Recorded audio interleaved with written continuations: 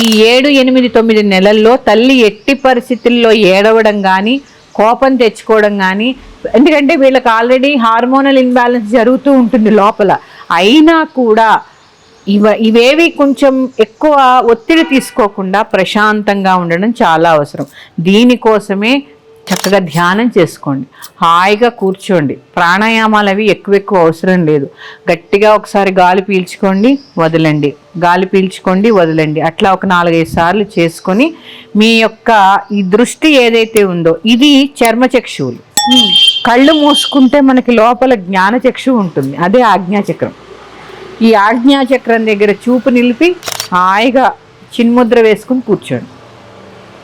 ఏం చేయొద్దు. ఏదైనా మంత్రం వస్తే జపం చేసుకోండి, లేదా మీ ఊపిరిని గమనిస్తూ ప్రశాంతంగా కూర్చోండి. ఆలోచనలు వస్తూ ఉంటాయి, రానియండి.